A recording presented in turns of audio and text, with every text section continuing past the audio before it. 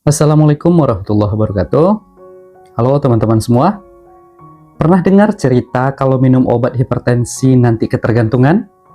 Nah, banyak orang takut minum obat, tapi apakah obat itu bikin ketergantungan? Jangan anggap sepele.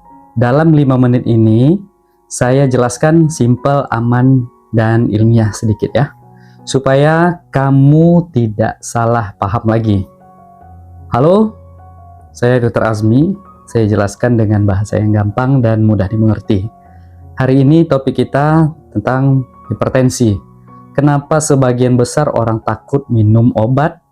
Apa resikonya kalau tidak diobati? Dan kenyataannya soal ketergantungan obat hipertensi ini. Pertama, hipertensi itu sering nggak bergejala. Jadi banyak orang yang nggak sadar kalau dibiarkan. Tekanan darah tinggi meningkatkan resiko serangan jantung, stroke, gagal ginjal, bahkan gangguan kognitif di masa depan. Jadi bukan cuma sedikit gejala seperti biasa aja ya. Ini masalah organ vital. Nah, di Indonesia itu angka orang dengan hipertensi cukup besar dan kontrolnya masih jauh dari yang ideal. Makanya kita harus serius untuk memahami ini. Kenapa orang takut minum obat? Nah, alasan umumnya itu takut ketergantungan, takut efek samping, atau merasa sehat, jadi nggak mau minum obat. Kita paham, siapa juga mau minum obat terus-terusan. Tapi penting dibedakan. Kalau kamu berhenti minum obat tiba-tiba, tekanan darahnya naik lagi. Bukan karena kamu kecanduan, tapi karena penyakitnya masih ada. Sama kayak kacamata. Kalau dilepas kacamata, pandangan buram lagi kan? Bukan karena kacamatanya bikin ketergantungan, tapi karena matanya memang butuh bantuan. Jadi intinya, obat hipertensi itu alat kontrol, bukan candu. Tubuh kamu nggak nagih obatnya, tapi tekanan darahnya yang butuh dijaga stabil. Yang berbahaya justru kalau dibiarkan tanpa kontrol ya. Bayangkan, pembuluh darah seperti selang air, hipertensi bikin tekanan di selang itu tinggi terus-menerus. Lama-lama karet jadi robek kan, atau sambungannya rusak. Nah, itulah jantung, ginjal, dan otak yang kena. Obat darah tinggi itu bekerja menurunkan tekanannya agar selang nggak meledak.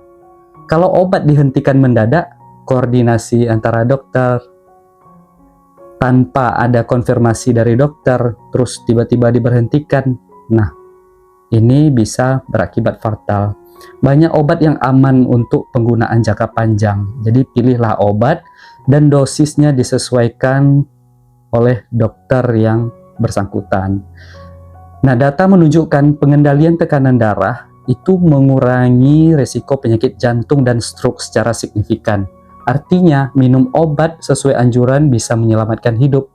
Sementara itu, menunda atau menolak terapi meningkatkan kemungkinan komplikasi serius yang berakibat gangguan permanen ya.